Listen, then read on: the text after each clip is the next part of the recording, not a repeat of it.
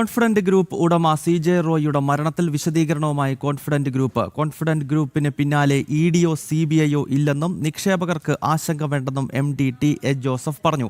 കേരളത്തിലെ കാര്യങ്ങൾ നോക്കുന്നത് താനാണെന്നും MD TA ജോസഫിന്റെ പ്രതികരണം. രേഷ്മ ബാബു കൊച്ചിയിൽ നിന്നും ചേരുകയാണ്. രേഷ്മ, ഈ മരണവുമായി ബന്ധപ്പെട്ട ആദ്യം അത് ഇൻകം ടാക്സിന്റെയും പിന്നീട് കേന്ദ്ര ഏജൻസികളുടെയും ഒക്കെ തലയിൽ വെക്കാനുള്ള ശ്രമങ്ങളൊക്കെ ഉണ്ടായി. ഇപ്പോൾ കോൺഫിഡന്റ് ഗ്രൂപ്പ് തന്നെ അത്തരം ആശങ്കകൾ അല്ലെങ്കിൽ അത്തരം തെറ്റായ ആരോപണങ്ങൾ വേണ്ട എന്ന നിലപാട് മുന്നോട്ട് വയ്ക്കുകയാണല്ലോ.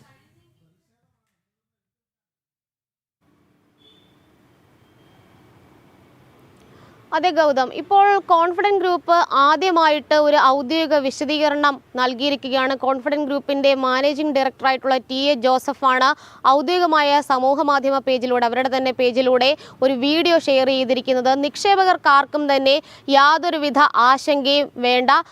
EDയോ അല്ലെങ്കിൽ CBIയോ കോൺഫിഡന്റ് ഗ്രൂപ്പിന് പിന്നാലെ ഇല്ല. കള്ളപ്പണം ഉപയോഗിച്ചിട്ടില്ല. കേരളത്തിലെ മുഴുവൻ കാര്യങ്ങളും നോക്കുന്നത് MD ആയ താനാണെന്നാണ് TA ജോസഫ് പറയുന്നത്. നാളെ മുതൽ കൊച്ചിയിലെ ഓഫീസിൽ താൻ ഉണ്ടാകും. ബാംഗ്ലൂരിലെ കാര്യങ്ങൾ മാത്രമായിരുന്നു ചെയർമാനായിരുന്ന CJ റോയ് നോക്കിയിരുന്നത്. അതിലും തന്റെ ശ്രദ്ധ ഇനി ഉണ്ടാകും. യാതൊരുവിധ ആശങ്കയും വേണ്ട.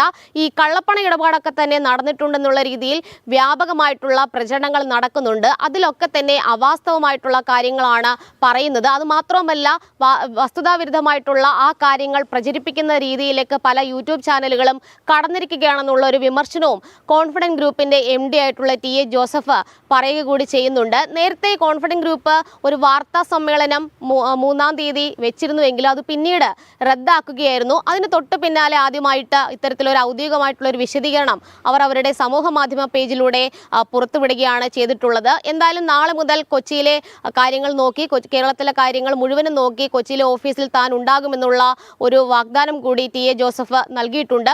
നേരത്തെ ആദായ നികുതി വകുപ്പിനെതിരെ വലിയ രീതിയിലുള്ള വിവാദപരമായിട്ടുള്ള പരാമർശങ്ങളും ആക്ഷേപങ്ങളും ആരോപണങ്ങളും ഒക്കെ തന്നെ റോയിയുടെ മരണവുമായി ബന്ധപ്പെട്ട് ഉയർന്നിരുന്നു. പക്ഷേ അത് പിന്നീട് ആദായ നികുതി വകുപ്പ് ഉദ്യോഗസ്ഥർ തന്നെ ചില കാര്യങ്ങളിൽ വ്യക്തത വരുത്തിയിരുന്നു. യാതൊരുവിധ സമ്മർദ്ദവും റോയ്ക്കുമേൽ തങ്ങൾ ചെലുത്തിയിട്ടില്ല എന്നുള്ള ഒരു വിശദീകരണമായിരുന്നു. അത് പിന്നീട് പോലീസും സ്ഥിരീകരിച്ചു. CCTV ദൃശ്യങ്ങളടക്കം അത് വ്യക്തമാകുകയും ചെയ്തിരുന്നു. റോയിയുടെ ചില സാമ്പത്തിക ഇടപാടുകൾ സംബന്ധിച്ചുള്ള ദുരൂഹതകളും അതിനിടയിൽ പുറത്തു വന്നിരുന്നു.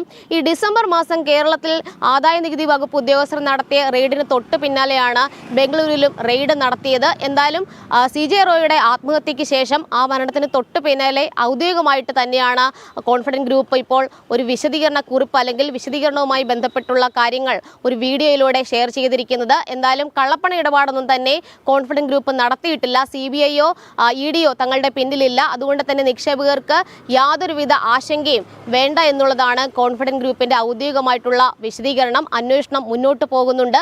ആദായ നികുതി വകുപ്പ് ഉദ്യോഗസ്ഥർ കൃത്യമായിട്ട് അന്വേഷണമായിട്ട് സഹകരിക്കുമെന്ന് നേരത്തെ തന്നെ വ്യക്തമാക്കിയതാണ് ഗൗതം.